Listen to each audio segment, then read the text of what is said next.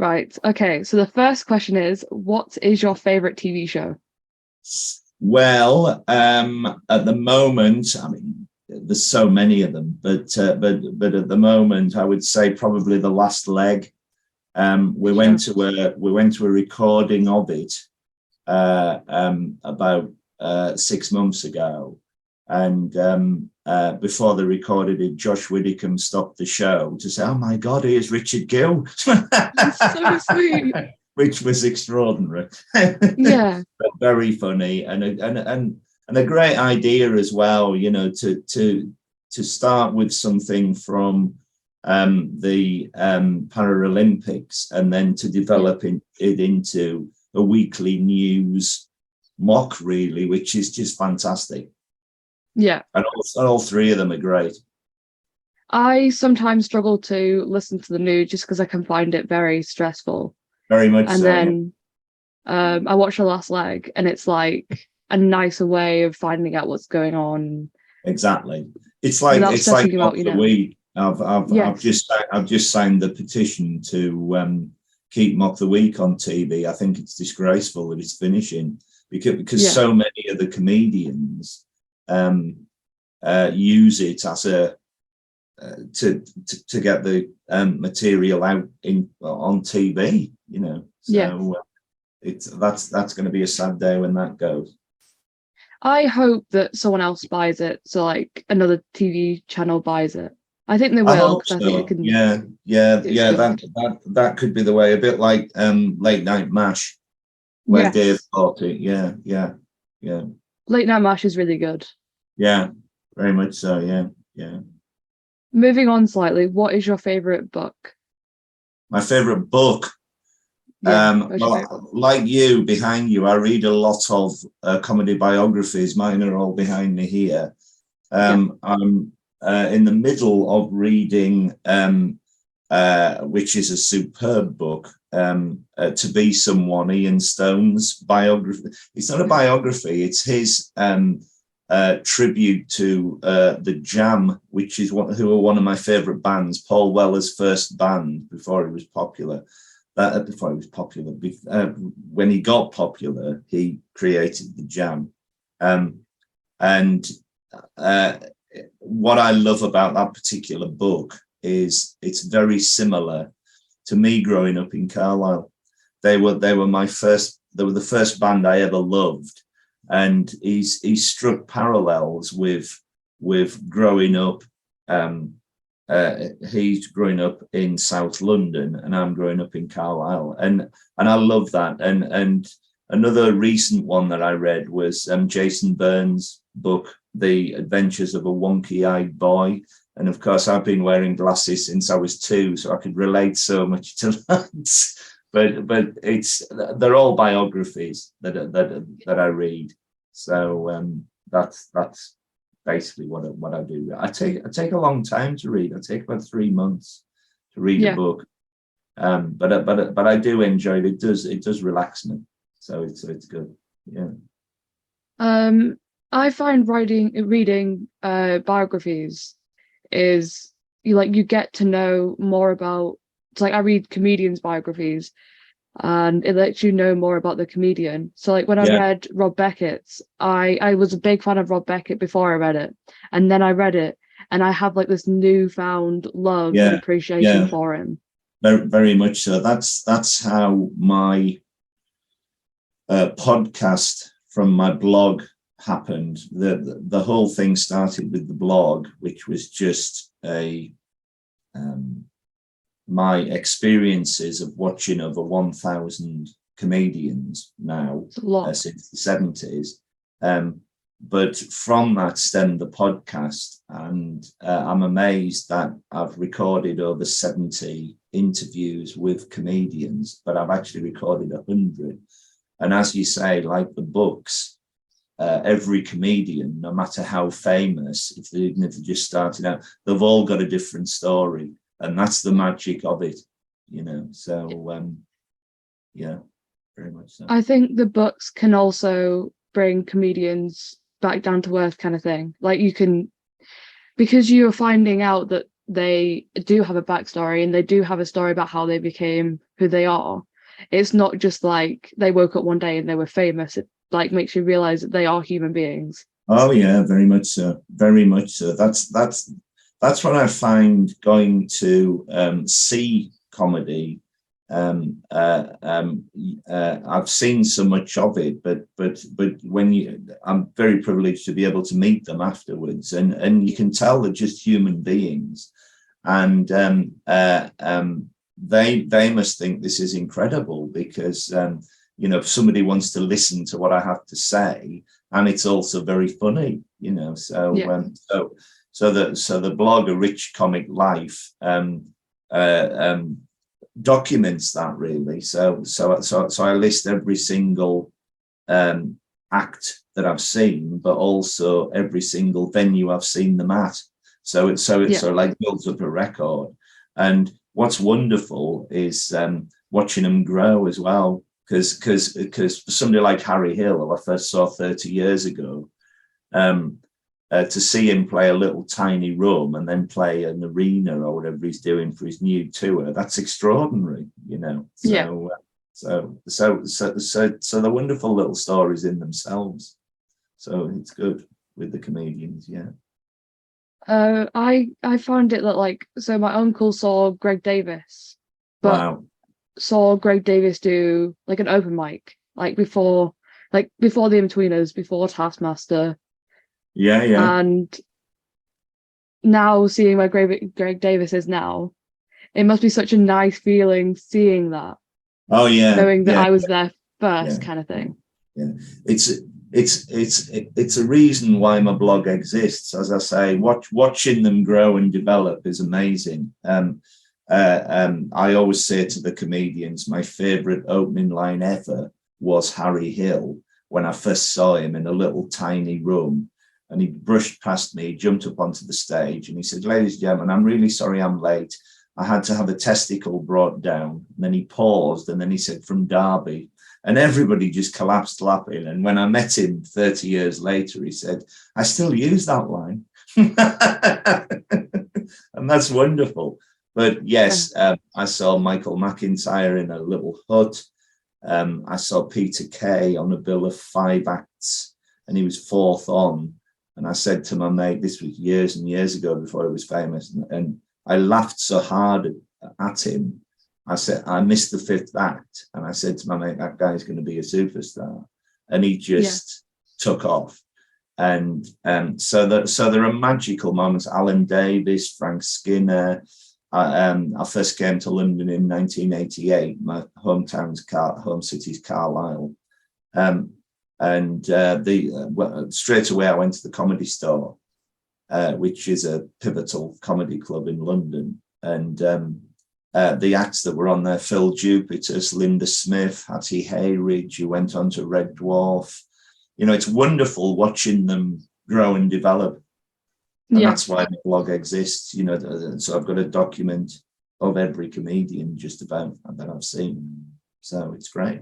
Yeah, I only started watching comedy last year, the end of last year. The first stand-up I ever saw was end of last year. Yeah. And it was in the Frog and Bucket. In Manchester. And ever since then, I have I've got this little book that I had pictures of the night, and how Instagram people, the people on Instagram will post about the gig. Yeah. I have the posters and stuff like that in this book, and I have a page for each venue and place I've been to. That's brilliant. And I think I've got the idea from your blog. Well, that's very kind of you to say. I think my blog, the whole idea was originally it was going to be a book, and I always write lists down. I love lists, so I had a list of everything I'd seen, every band I'd seen, every comedy show I'd seen, every theatre play I'd seen, and every film I'd seen. And I thought, well, theatre and film have been done, and bands, everybody's, it's more universal. Whereas with comedy, it's much more subjective. And I thought, but initially I thought, who's going to want to know if I've seen so-and-so in whichever venue? And then I started writing it, and literally it was set out like the blog. And once I'd written the book, I couldn't afford to pay for the publishing rights for the book. I couldn't get it published. So a friend of mine said, well, this is crying out for a blog, because it's an infinite thing. You can keep adding to it. And just before we came on air today, I've just been putting this week's blogs on. And so it's a lovely ongoing record. But I think the major thing is, I think nobody's ever done it before from an audience point of view. Nobody can be bothered. Nobody has the time. And I thought, I've seriously got something here. And what has wonderfully developed is I've always been blessed with a very loud and infectious laugh. So when I go to when I go to see the shows, they know I'm there, even if I'm not front row. But I never really had much confidence in myself for years until I started going to comedy and sitting in the front row, and you become part of the show, and that is wonderful. And they know they're going to have a good time with me sitting there.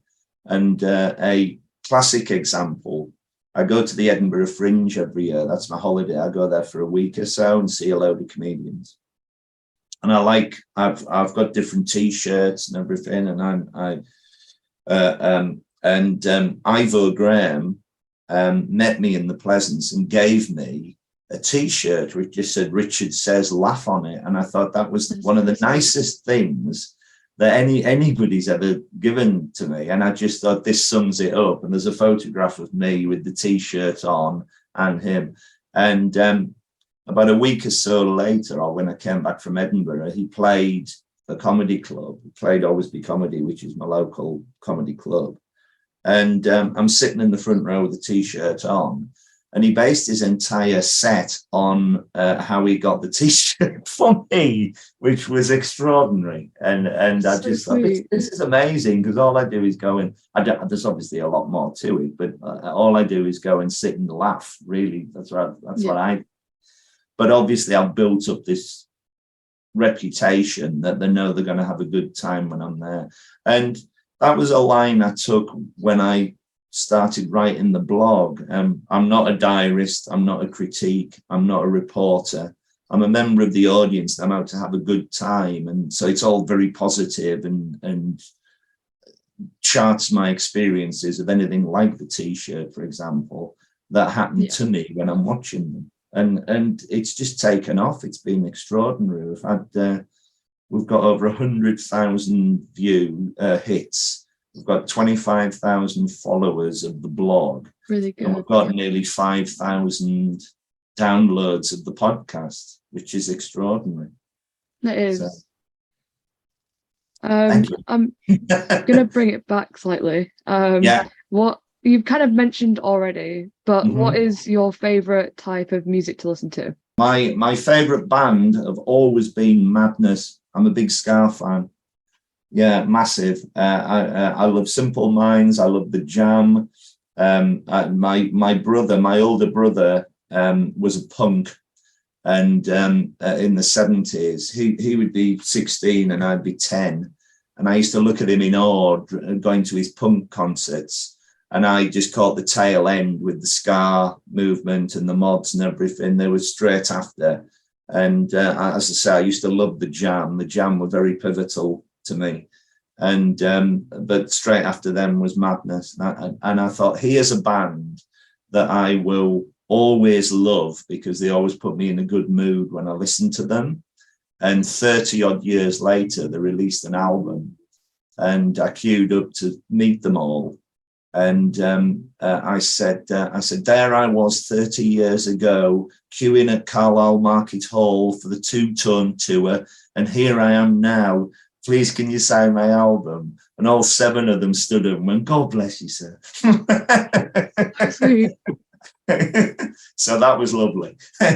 Yeah. But I see them every year. They play at the O2 at Christmas every year, and it's just a big Christmas party. Who's your favourite band, can I ask? What is my favorite band? That is a question. I don't think I've got a favorite band. I think I've got favorite songs. Right. So there's a country singer that I really like. I wouldn't say that I'm a big fan of country, but there's a country singer that I really like. Yeah. Called James and the Shame. I think he's really good. That's brilliant. That's unique as well. Good for you. Yeah. I can't think of what my favorite band is though. What about comedy? Who's your favorite comedian? Who's my favorite comedian? I think I'm gonna have to go Jack Barry. Wow, he's brilliant. He is hilarious. That's a cool choice. Yeah. And TV show? TV show. Okay, that is. I want to say People Just Do Nothing. Good again. Yeah. You're very cool with your choices. Yeah. I think Jack Barry's lovely. He's hilarious. I've met him quite a number of times, and he's always a very been good compere as well. Yeah. I've met him 3 times, and he's been lovely. Good. Brilliant. Who's your favorite comedian? Who's my favorite comedian? Well, it depends what era you're talking about. The whole reason why the blog exists are Morecambe and Wise. I can remember aged about 5 years old, watching them on Christmas Day on the television, and everybody in the family, my mum, my dad, my grandma, my brother, everybody was crying with laughter at them. And one needed the other. You had the best straight man in the business and one of the probably the funniest comedian Britain's ever produced. And the reason why he was so good, and I've learned this as I've gone along, is that a twiddle of the glasses and people laugh. He didn't have to say anything or do anything. He would just do that and people would laugh. And Tommy Cooper had it with the Fairs. Peter Kay's got it with the Smile. They just stand out above the norm, if you like. And that it was just magical. See, I never saw them live, which I wish I had. I've met the son and I've seen loads of plays and read loads of books and everything about them. Who I have seen live, the first gig I ever saw was Les Dawson, and he's up there. He's number 2 or whatever. And what a funny man he was. And you can see where Peter Kay and Victoria Wood get their experience from. You know, they obviously are massive fans. The 2 Ronnies, Ken Dodd, I remember I've seen all them live. I suppose right now, I would say one of them is, I love Josh Widdicombe, I love Ramesh Ranganathan, I love Kerry Godliman, Aisling B, Lloyd Griffith is very funny. We saw him on Thursday night. He was priceless. And I've just seen 2 that I've been wanting to see for a while that I've never seen before. I saw them Thursday night and Friday night. One was Red Richardson, who is brilliant. And the other one is Joe Jacobs, who's very dour, but suddenly bursts into rap. And it's an inspired. I couldn't stop laughing at him, and I thought these 2 are really good. Red Richardson reminded me a bit of Johnny Vegas in his delivery. He was so dour, but it was, and I love stuff like that. I also love puns. I think Tim Vine is priceless. Milton Jones, Gary Delaney, Stuart Francis. It goes on and on and on and on and on. But it's just the experience of going out on a comedy night, knowing you're going to go and see a good bill, go for a few drinks beforehand, have a meal, go in and sit there and just think to yourself, right, these people are going to make me cry with laughter. And it's very rare that they don't, because that's the reason why they're there. That's their job. Yeah. You know? and it's just wonderful to be part of it. It really is. You stick with your going to the comedy as well, because if you've only been going for about a year, keep doing it, because it's the most wonderful thing. It really is, and it just gives you a zest for life. It, like, you know, I'm so enthusiastic and out and positive, you know, with it all. So anyway, that's why I do it. I remember I hated comedy. Like, I hated stand-up comedy. I liked shows like Cuckoo with Greg Davis, and I liked The In-Betweeners, but I didn't like stand-up. I used to like complain every time stand-up was put on. I used to just hate it. And then I watched James Acaster's repertoire, and my life just honestly changed from that point. He is an extraordinary talent. I love comedians who can take a word and just run with it, and you've got a whole hour show. There's a testimonials section in my blog. There's about 50 comedians who have said very nice things about me and what I'm trying to do, supporting comedy through the blog and the podcast. And James Acaster left the funniest one. He wrote, if I was not a comedian, if I was not a comedian, I would happily sit next to Richard Gill all day and make him laugh. And that's just wonderful, you know, because he is so, you never know what you're going to get with him. And I love that. I love the originality, and there's so many like that, you know. Yeah. So that's another great choice. Yeah, I just hated the idea of it, and it kind of went from there. So I went from James Acaster to Ed Gamble. Brilliant. To like Al Murray. Oh, he's superb. Lovely bloke as well, Al Murray. Yeah. It's my dream to meet Al Murray, I think. I have like a bunch of comedians that like I'd love to meet. Yeah. And he's a regular at Always Be Comedy. So the next time he's there, come along. Whereabouts are you based? Are you in London? I'm actually like an hour away from Manchester. Oh, wow. Oh, blimey. Right. Yeah. Well, Manchester has got a great comedy scene. I lived in Manchester for a year. Yeah. And so there's a lot of good comedy clubs there. You mentioned the Frog and Bucket. There's the Comedy Store there as well. But there's there's a very good Manchester scene. And he's always touring, Al Murray. So treat yourself. You can. I am going to see Helen Bauer tonight at Frog and Bucket. Say hello from me if you meet her. Yeah, I'll try to. I will. I know her really well. She's lovely. Yeah. And she's very, very, very funny. And then I saw Ed Gamble in the Manchester Opera House on Friday. Wow. Was that his electric tour? Yeah, it's my second time seeing it, because I saw it the first time, and then it got extended and I went to go see it again. And he's supported by Chloe Petts. She's brilliant as well. I saw him in Carlisle at the Sand Centre, because I go back up quite a bit, and I stood up, gave him a standing ovation, and he was taken aback a bit. But I love Ed Gamble. Ed Gamble regularly at Always Be Comedy mentions me in his act, because I sit on the front row. And I walked on, and one time, and he said, "Oh, hello, Richard." He said, "I saw you at the Edinburgh Fringe, didn't I?" I said, "Yeah, you did." Yeah, he said, "I was surprised because you're always welded to that front seat. I don't know whether you'd be there or not." He was very funny. Yeah. The next time I'm going to Always Be Comedy, like in person, is Joe Thomas. Right. On the 21st. That's November time, is it? I'm going to the 21st one in October. Well, I will see you there. I will see you there. We've never met. Yeah. There's one in November the 10th, I think. I think he's doing two, and I think one of them's November the 10th.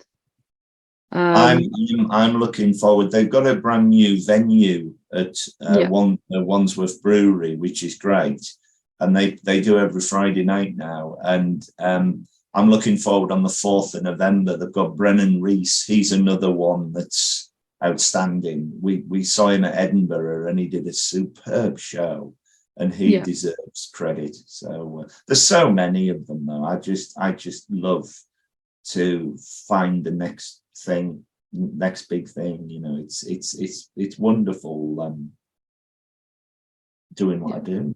So it's great. Why did you not like stand-up comedy in the first place? What put you off? I think it was the whole, like, you don't like what your parents like.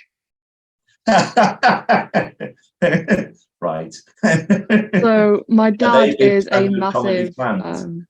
yeah, my dad loves Milton Jones. My dad is a really big fan of Milton Jones, and he was actually the one that introduced me to James Acaster. Wow. But I just didn't like, I refused to like the things that my parents liked. And then I found out about James, and I'll give your dad a heads up. Milton Jones is going to be the Christmas podcast for me. He was hilarious when I interviewed him, and I was so grateful that he did. But that's going to be the Christmas special. So he's a very funny man. Your dad's very good as well. What is your favorite question that you have ever asked someone or have ever been asked? Wow, that is a good question. My favorite interviewer, the big coup for the podcast, was Barry Cryer, who's written for everybody. Okay. And I was probably the last person to interview him. And I have a standard set of questions that I ask any comedian, and can go off on a slant, on a different, whatever they want to talk about. And with Harry Cryer, it was just, what was it like working for Morecambe and Wise? What was it like writing for Les Dawson? What was it like writing for Ken Dodd? What was it like writing for Michael McIntyre? And it went right across how so many years I'd been watching stand-up comedy. And it was extraordinary to interview him because he'd written for everybody. And he was a wonderful, it's such a sad loss, but he was a wonderful joke teller. Before we started the interview, we'd never met. And he didn't know who I was. And I said, "Oh, Mr. Cryer, I'm such a massive fan." And he looked and he grinned and he's sitting there and he goes, "Oh," he said, "You're the one." And he always had a line that was just wonderful. And he was just a joy to interview. I got an hour out of it, and it was wonderful. Probably his asking him the questions, I suppose, is the answer to your question. Have you read anything interesting recently? Have I read any news, like on news or on like Instagram? In what sense? What, gigs or just in general? Not really. I only use social media really to promote the blog and the podcast. So everything I put on there is all to do with the people I meet or the shows that I've seen or things like that. I'm not really, I mean, I will look at my phone like the next person, but I'm not really what's the next big news thing coming up, because you get it all on the television. And at the moment, the news is quite depressing. So, you know, it's just one gloomy thing after another. So to have the comedy is the positive thing. Yeah. So the last question before we, like, the questions of all around your blog is, do you have any hobbies? Apart from the comedy, no.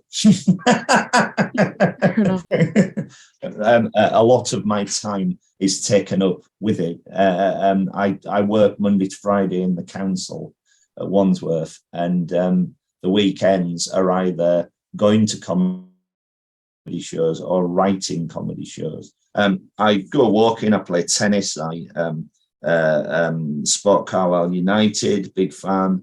Somebody has to be. But apart from that, no, it's mainly comedy. I think comedy is like if you're a massive fan, that it can take up your life. Because you go to Very much shows so, every yeah. week, and Yeah. Oh yeah, I, without a doubt. I mean, I didn't realize how big this would grow, and it can still grow. I've toyed with the idea of maybe doing a comedy night. I don't know whether I'll ever do it. But the support that I give to the comedians is wonderful, and I'm sure they would come knocking.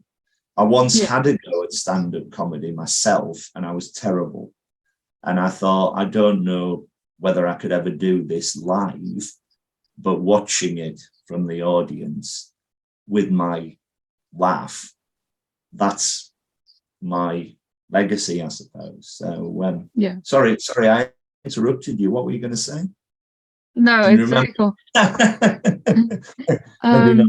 I can't remember. No, don't worry.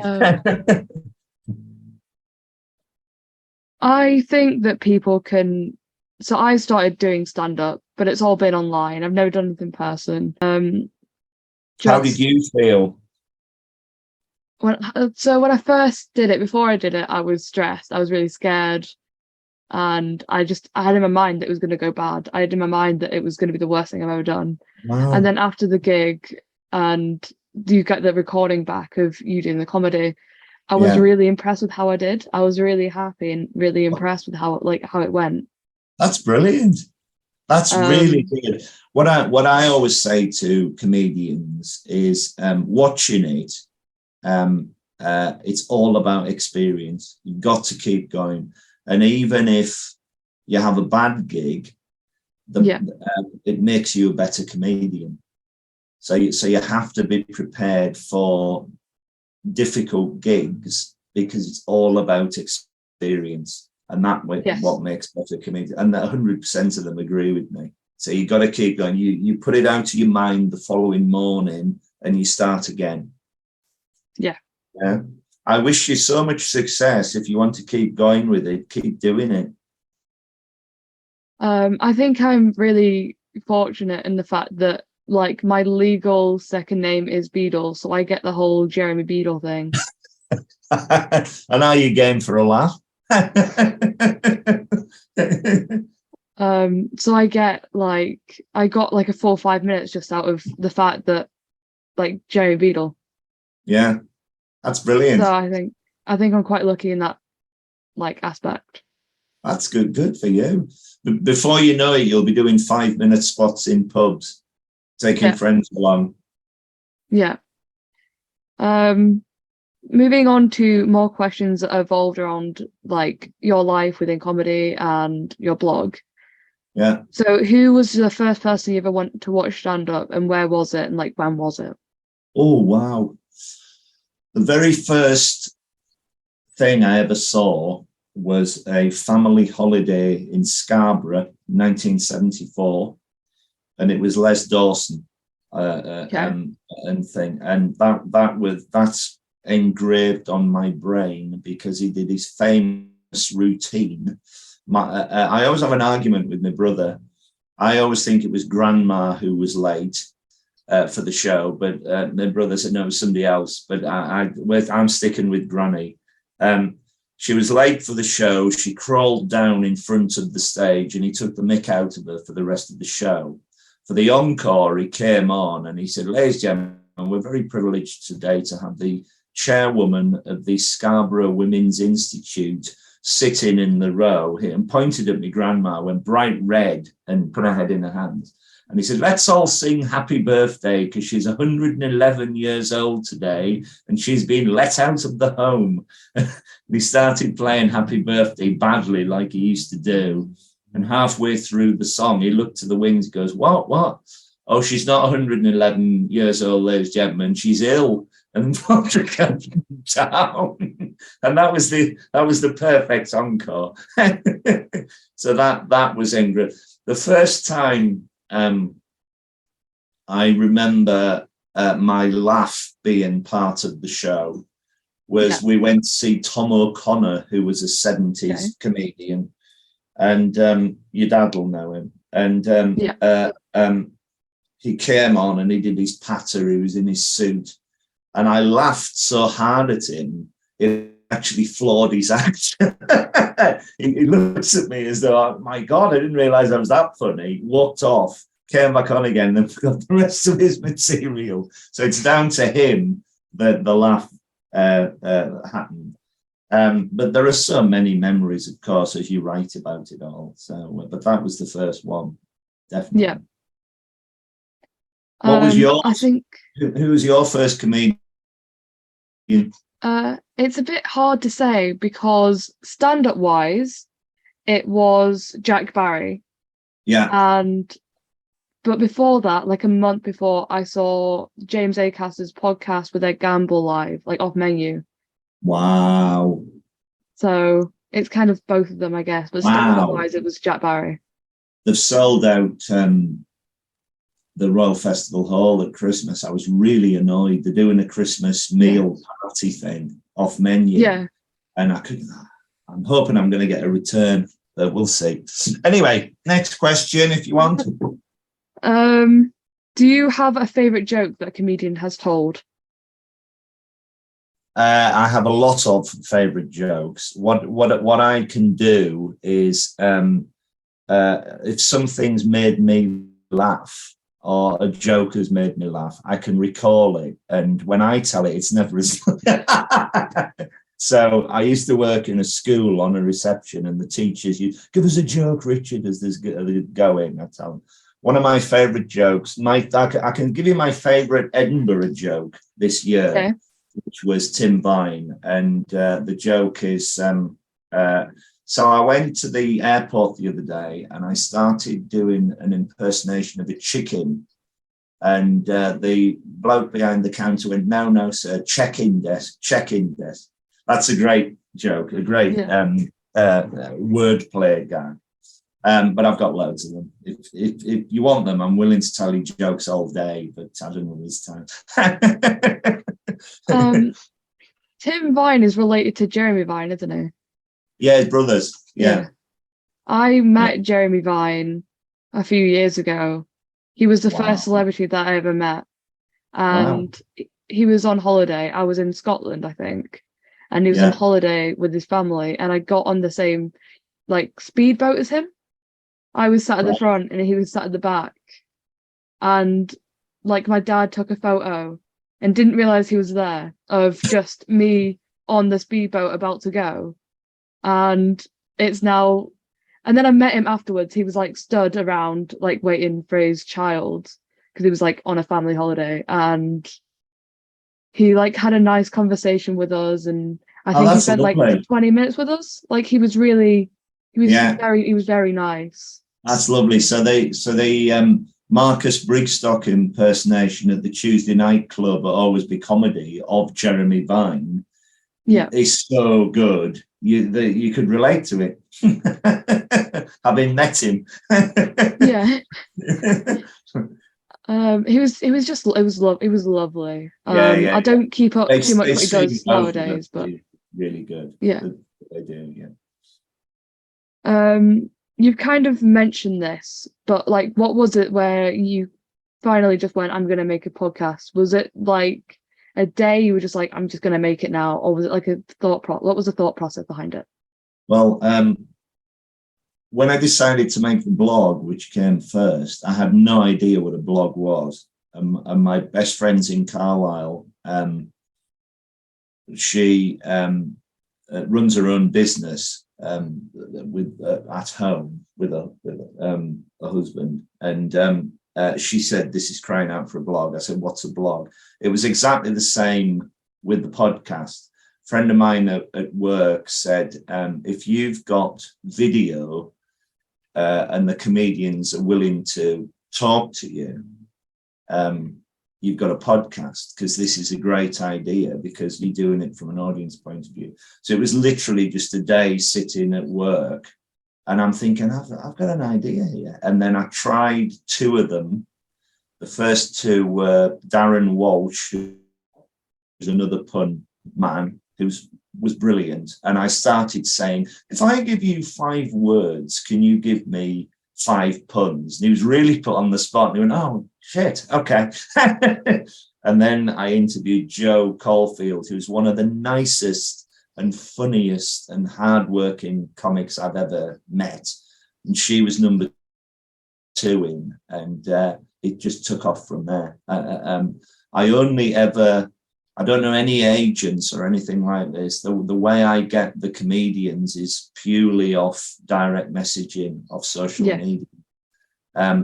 Because as soon as agents and everything are involved, it's a whole different ball game, you know. And I just thought, if I can do this independently off my own steam, and we had the problems with the internet and everything before, trying to dial back in.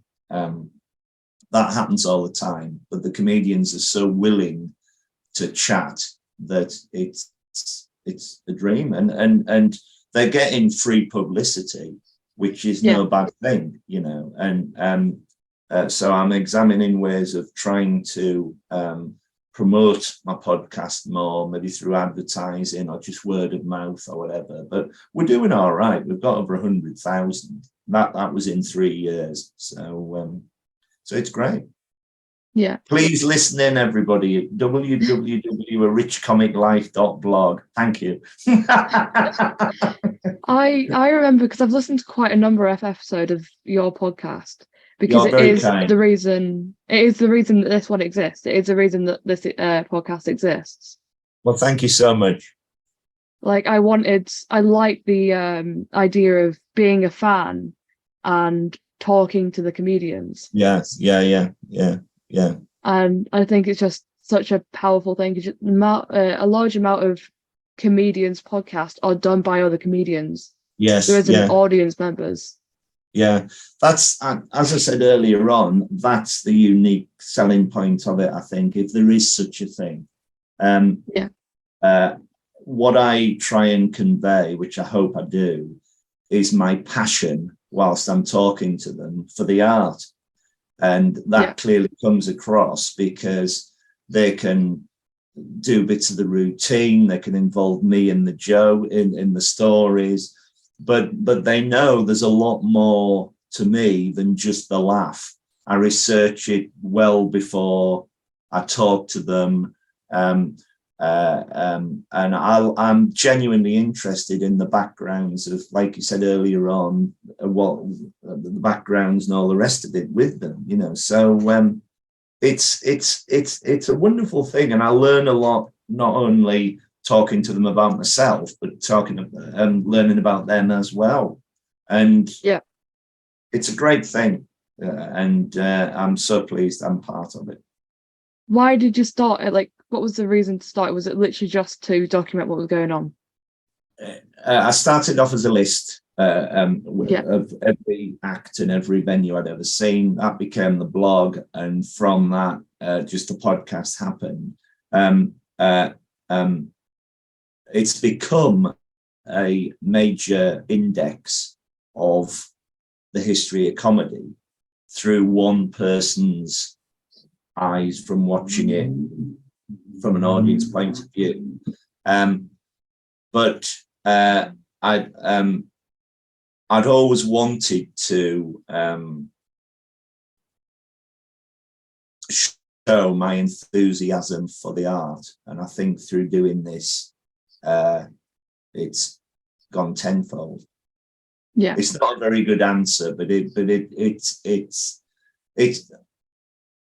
part of my passion to support comedians forevermore, famous or not famous. There are many a time have I been have I gone along to support people doing the second or third gig, and I can spot, because I've seen so many of them, I can spot who I think are going to be good. I'm very good at putting a bill together for someone who's never been to a comedy show before.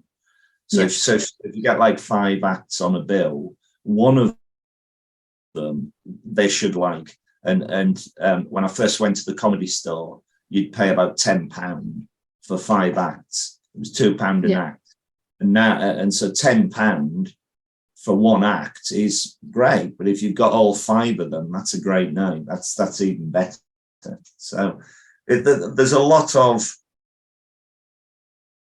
ideas as to why I did this, and that was it. I think. Does that answer your question? Yeah. Good.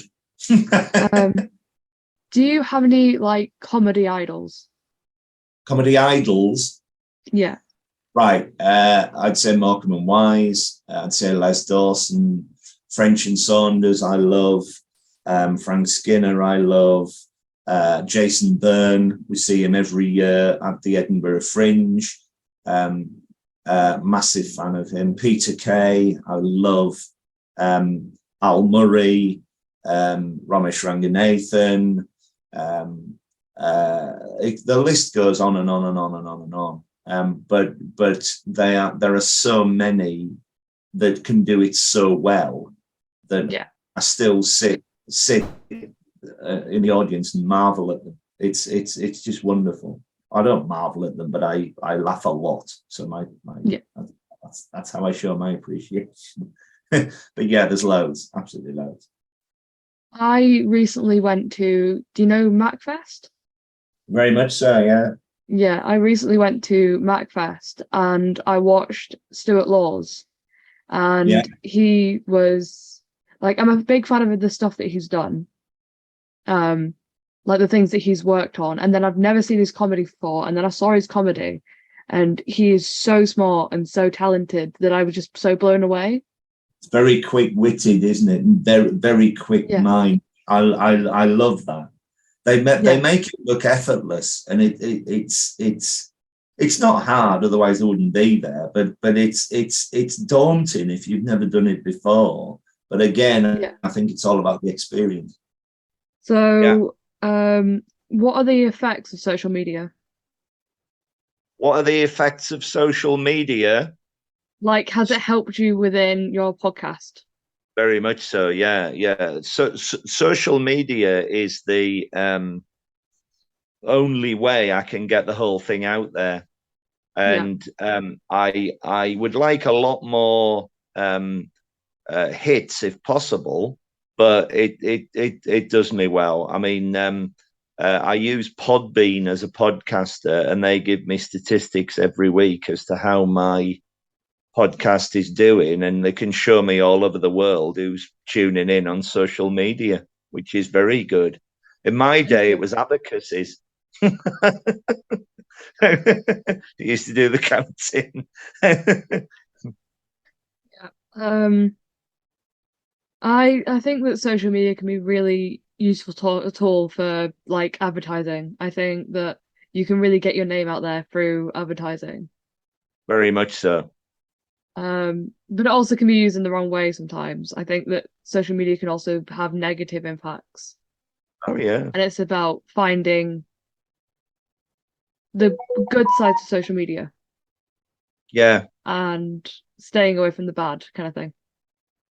Very much so. I totally agree. Yeah. 100%. I only ever use it, as I said, to advertise the comedy.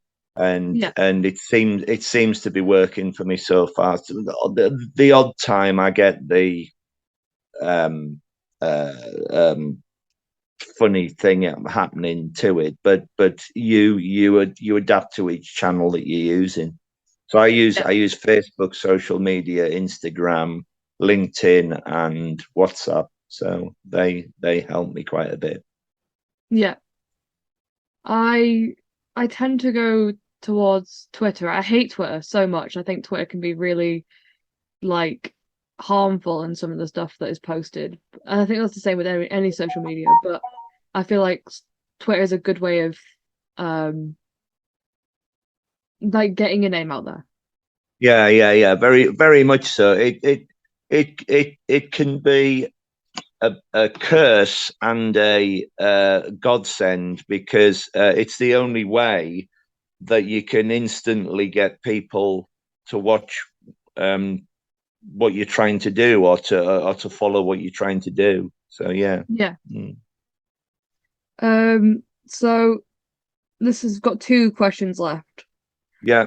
The first one is, do you have any advice for someone that's starting a podcast?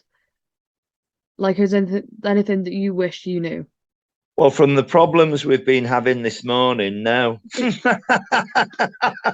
But no, what can I say? I found something I think I could do well, and like I said before, with the experience with the comedian going on stage and doing more and more and more of them, the more you do, the better you are at it. Certainly the interview technique. Yeah. If you've got an idea, go for it, because I didn't realize just how I was very surprised that nobody had done this from an audience point of view before. But then thinking about it, nobody probably has the time, as I said earlier on. But if you've got a good idea, go for it. So this podcast that you've got, great idea. Yeah. I have this podcast, and then I've got another one which is called Chosen Subject, and the idea of that one is I couldn't pick a topic. I couldn't pick what I wanted to do. So what I did was I got the guest to pick what they wanted to talk about, and we did like an hour talking about what they wanted to talk about, and then we did a quiz at the end. So stuff that I've had to do in the past is like comedy, and I did the Book of Mormon, the musical. Wow. I'm doing music, just like anything that the guest wants to talk about. Exactly. And I think that also, like, it allows me to see new areas of things, and I really and I think the whole reason of me starting this one as well was the other surprising thing, certainly with an interview podcast, is I'm amazed how many people want to come on. I mean, I've recorded 102 interviews, which is bizarre, but it's wonderful because they all give so much on stage. And as I said, every comedian's got a different story. So good on them. I also think that the whole podcast is very good for my CV. I think writing that I've done a podcast will be very good on my CV. Yeah. I never thought of that. It's not on my CV. Like, because you've got to do the organizing, you've got to do the filming. Yeah. There's also the editing, which it can be a pain sometimes. Editing is, I think, the worst part of my podcast. Yeah. Very, very much so. I totally agree. Yeah. 100%. Because it can be more time consuming. So we spent like an hour and a half today, and it can sometimes be 10 hours editing one podcast. Yeah. My friend did a podcast and ended up talking about for about 2 hours. And he only wanted 45 minutes. So it's great. You just do not know how much time the comedian's got. I always say to them it'll last between 45 minutes and an hour, but sometimes they'll talk for England, which is wonderful. Yeah. And another big tip as well is to always listen. Always let them speak and always listen. Don't jump in with answers. I learned that from very early on, and try and tailor make their answer. So go off on if they want to go off on a tangent, you've got the script with the questions in front of you. But if they want to talk about something else, they can do, because they're the guest. Yeah. Do you have a bunch of episodes that you have that are not released and then you release them all? Or do you record and then post, record and then post? What I do, I was very, very lucky because I started the podcast in the pandemic. So unfortunately, the comedians didn't have much work. So they had the time to come on and do it. So I have 102 recordings at the moment. And I've put out something like 71 or something like that. So I can do it every week. So it's running at least until next Easter. But what I do is I then troll through direct messaging for the next batch of comedians I want to interview. So I've just sent off for about 30 or 40, and you get about 10 back straight away saying, yes, definitely, or see me again in Easter or whatever it is. And they keep you keep reminding them. But if they're busy because I gain no financial use from running the podcast. So if they've got work that's paid work, they're bound to obviously go and do that instead of come and talk to me, But I'm very flattered that they do want to talk to me, and I took a decision early on that I'm not going to slag them off or be nasty or anything to them. It's all very positive, and I think they love that. They appreciate that, and that's why I've had such a big number. Yeah. I've had some comedians that I've reached out to and asked if they would do the podcast, and they said they would, but they have a busy year, so they won't be able to do anything until next year to then get contact with them in January and find somewhere that they're free. Very much so, yeah. You'll get that a lot. They might say they're busy 2 or 3 times and it's a bit off-putting, but they do come back, and if there is a space, then they will do it, obviously. But otherwise, why say it in the first place? But you just have to be patient with some of them. I'd love to chat to Ramesh Ranganathan, but he's so busy everywhere. And I'd love to chat to Josh Widdicombe, and he's the same. Because sometimes comedians suddenly take off, and they're everywhere, which is great for them and great for their careers. And you just have to be patient. So I do it about once every 6 months. Once every 3 months. If they say I'm far too busy and I'm not in the country, then that's it. A classic example who would have been wonderful and wanted to do it initially was Brett Goldstein. But now with the success of Ted Lasso, he's always in America and he's far too busy. So, and you've got to appreciate that, because he's done so well winning those Emmys. It's extraordinary, and he's a great character. He's a great comedy character actor as well as a comedian. So he deserves every success. Yeah. I find that this podcast has also allowed me to talk to quite a number of people that I have been a fan of for years. Yeah. So my first ever episode was with a rapper, and I've loved him since I was quite young. Mm-hmm. So speaking to him was very it was like my childhood dream. You have to, yeah. It's going back to them being human beings again, comedians, because you're sitting. I mean, I was like that with Barry Cryer. I thought, my God, I'll never get in, and and I had to ring him up, and he was lovely, but he's sitting there, and you're thinking, my God, this bloke's written for everybody, and he's part of my comedy upbringing. This is extraordinary, but they're just human beings, and once you just ask your questions and try and adapt to the way that they're thinking, they can appreciate that you've put the work in.